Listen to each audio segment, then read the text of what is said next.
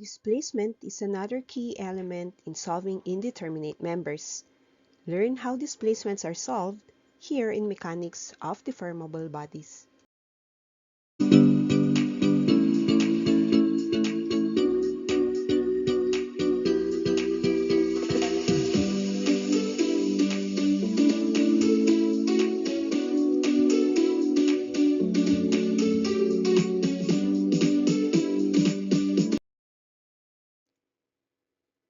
A bar of negligible weight is supported by two cables.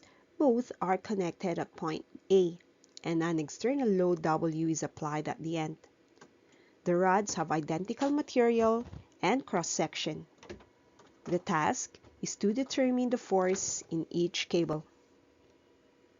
With two cables, we needed two equations. So start by drawing the free body diagram of the bar. The weight W lies at the right end, with horizontal and vertical reactions of point A at the left. Incorporate the cable's forces, that's vertical and horizontal components of the cable at C, then also similar components of the cable at point D. With equilibrium equations, using the summation of moments, we get the vertical component of load C times 12 feet plus the vertical load at point D times the moment arm of 16 feet as equal to 16W. Convert the vertical components to the cables themselves. First, by triangle ABC.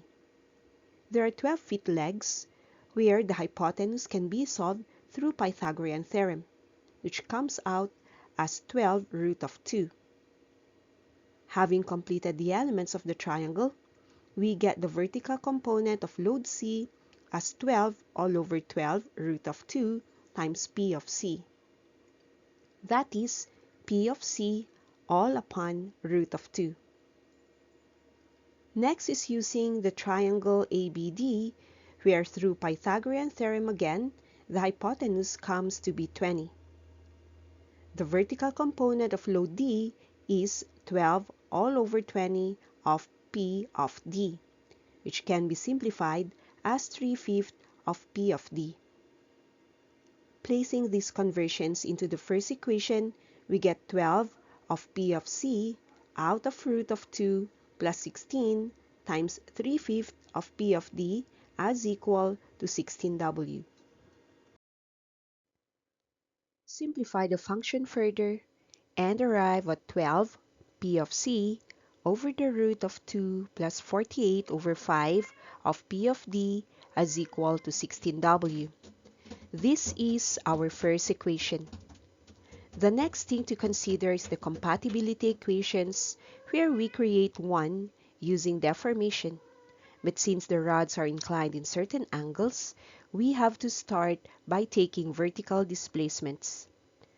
With load W on the right end, the bar will rotate clockwise from the hinge, showing displacements C and D. By similar triangles, we can relate the two displacements. D of C is to 12 as D of D is to 16. The displacement at point C is 3/4 of the displacement of point D. Let's call this equation A. So far, we have displacements. But in order to have another equation for the forces, these displacements should be converted into deformation. Take cable AC first. With a displacement of C, there is a deformation. But how do we measure it? With no given values, using the vertical displacement and the cable, we can see that theta on the rod is congruent to the theta in the displacement. The deformation of the cable is then solved using the angle and the displacement. So we can say that cosine of angle theta is actually the deformation of cable C upon its displacement. This can show that the displacement of C is the deformation of C all over cosine of theta. With a 12 by 12 triangle, cosine of theta can be solved as 12 all over 12 root of 2. Therefore, the displacement of C can be taken as its deformation all over 12 root of 2. This is simplified as root of 2 times deformation of C.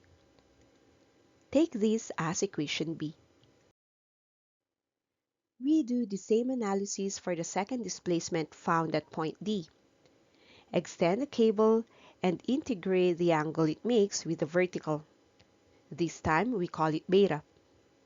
We then write the cosine of beta is the deformation of D all over the displacement of point D. The displacement is then taken as the deformation all over cosine of beta. From the triangle, the legs are observed to have created a 3, 4, 5 triangle.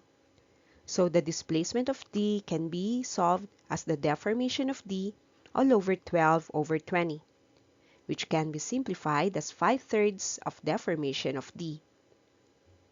This is equation C. Now take equations B and C and plug them into equation A. Root of 2 with a deformation of C is equal to 3/4 of 5/3 of the deformation of D. Simplify this to get 4 root of 2 times deformation of C as equal to 5 times deformation of D. This is the potential equation 2 we've been looking for. The next thing to do is to convert deformations into forces or loads, and that is by using deformation equation. 4 root of 2 times PL over AE at C is equal to 5 times PL over AE at D. A and E would cancel out as areas and materials are identical. The simplified equation turns as 4 root of 2 times P of C times L of C as equal to 5 times P of D times L of D. The original lengths are also given from the illustration. So 4 root of 2 times P of C times the length of 12 root of 2 as equal to 5 times P of D times 20.